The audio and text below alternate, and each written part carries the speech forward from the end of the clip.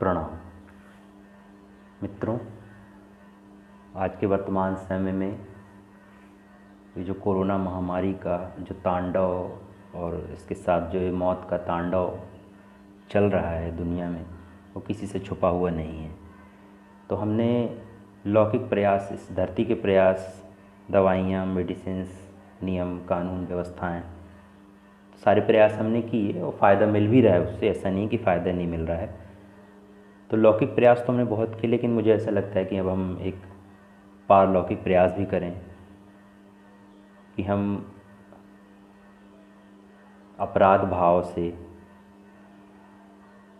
जो सारे कृत्य करते आए हैं उसके लिए ईश्वर से क्षमा मांगें, ईश्वर से जुड़ें, प्रार्थना के रूप में ईश्वर से जुड़ें और अपनी गलतियों की क्षमा मांगें, जिससे कि सारे प्रयासों के साथ भी जब हम ईश्वर को याद करेंगे तो मुझे लगता है निश्चित रूप से हम इस समस्या से, इस विकराल जो महामारी फैली है उससे बाहर निकल पाएंगे।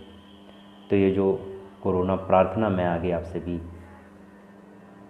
कहने वाला हूँ या आपसे साझा करने वाला हूँ, इसे आप भी दोहराइए। जितने ज़्यादा से ज़्यादा लोग इसे दोहराएंगे उतने इसके सकारात्मक परिणाम हमारे सामने आएंगे। इस प्रार्थना को कोई भी कर सकता है, किसी धर्म समुदाय से जुड़ी हुई नहीं है, किसी व्यक्ति वर्ग विशेष से जुड़ी हुई नहीं है। इस प्रार्थना को कोई भी व्यक्ति, को भी मनुष्य कर सकता है, कोई भी कर सकता है, कहीं भी कर सकता है, किसी भी स्थान में कर सकता है, जिस समय वो करना चाहे कर सकता है। लेकिन अगर आप ध्यान रखेंगे, सुबह सो के उठकर आप ये प्रार्थना करते हैं और रात में सोने जाने से पहले अगर ये प्रार्थना करते हैं तो इसके चमत्कारिक परिणाम हमारे सामने आएंगे, ऐसा मेरा मानना है। तो प्रार्थना क्या है मैं आपसे अब साझा करता हूँ और इसके बाद आप सब भी इसे देख करके मेरा निवेदन है कि आप सब भी इस प्रार्थना को अपने अपने घरों में दोहराएं समय निकाल करके, क्योंकि समस्या हम सब के लिए है। हम सब ने प्रयास करना है तो हम सब बाहर निकलेंगे, किसी एक की तो समस्या है नहीं है। तो इसी निवेदन के साथ शुरू करता हूँ।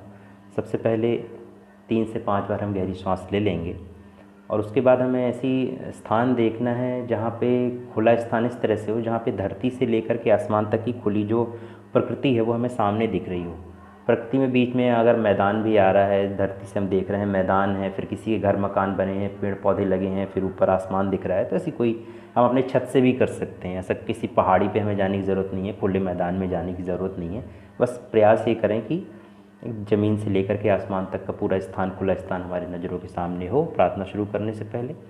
अगर वैसा स्थान नहीं भी मिल रहा है तो आप अपने घर में बैठ करके भी, बेड में सोते समय लेट करके या बैठ करके भी ये प्रार्थना कर सकते हैं। प्रार्थना शुरू करते हैं। पहले हम 3 से 5 बार गहरी सांस लेंगे।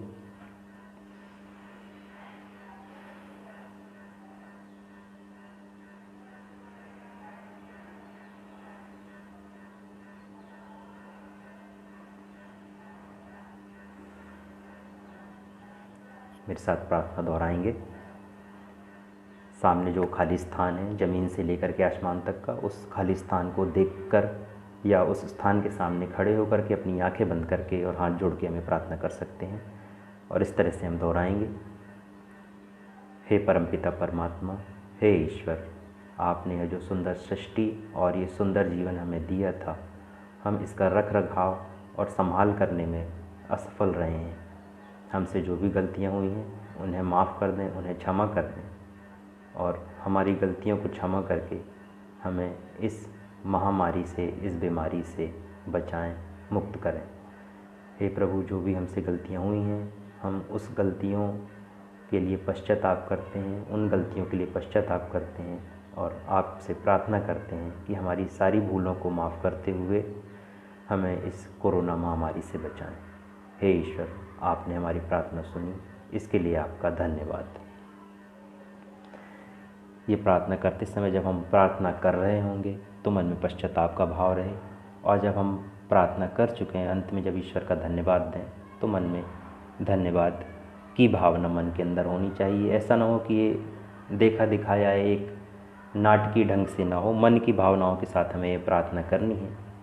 और इस प्रार्थना के करने के बाद जो हमें ध्यान रखना है सबसे विशेष, वो ये ध्यान रखना है कि कोरोना से जुड़ी किसी भी नकारात्मक खबर, चाहे वो मोबाइल व्हाट्सएप में हो, चाहे फेसबुक में हो, चाहे न्यूज़पेपर में हो, चाहे टीवी न्यूज़ चैनल्स में हो, किसी भी नकारात्मक खबर पर हमें ध्यान नहीं देनी है और हमें इस तरह की खबरों से दूरी बना के रखना है।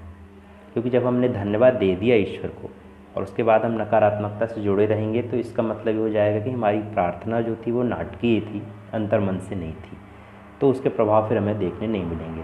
तो यदि हम सच में चाहते हैं कि हम इस विपत्ति से बाहर निकलें तो हमें अपने मन से, हृदय की गहराइयों से प्रार्थना करते हुए, ईश्वर को ध्यान करते हुए, प्रकृति में जो ऊर्जा के स्वरूप में जो ईश्वर विद्यमान है, जो हम सबको संभाले हुए है, जो इस धरती को संभाले हुए है, जो चंद्रमा को संभाले हुए, पूरे ब्रह्मांड को संभाले हुए है।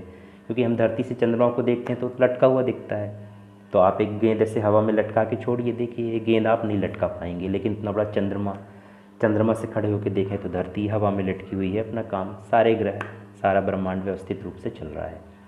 तो उस ऊर्जा स्वरूप में जो अदृश्य परमात्मा है, इसे हम किसी रूप में याद नहीं कर रहे हैं इस प्रार्थना में। इस ब्रह्मांड में जो ऊर्जा स्वरूप, जो प्रार्थना के माध्यम से हम ऊर्जा स्वरूप ईश्वर जो है, उससे हम इस प्रार्थना के माध्यम से जुड़ेंगे और ना केवल जुड़ेंगे, इस प्रार्थना पे विश्वास भी करेंगे। इसीलिए हम प्रार्थना के करने के बाद से कोरोना से जुड़ी जितनी भी नेगेटिव खबरें हैं, ना तो हमें उनमें ध्यान देना है, ना ही उन्हें आगे प्रचारित या प्रसारित करना है। हाँ, बस ध्यान रखना है जो सावधानियां हैं हमारे लिए, मास्क है, सैनिटाइज़र है और जो भी सरकारी कायदे कानून आते हैं उसका पालन हमें पूरी तरह से करना है, क्योंकि वो तो सावधानियां हैं हमारी। लेकिन अंतर्मन के किसी भी स्तर में जब हमने धन्यवाद दे दिया है ईश्वर को, तो हमें उस नकारात्मकता से बचने का प्रयास करना है। तो आशा है ये प्रार्थना हम सब मिल के करेंगे और बहुत जल्दी ईश्वर हमें इस विपत्ति से बाहर निकालेगा। प्रणाम।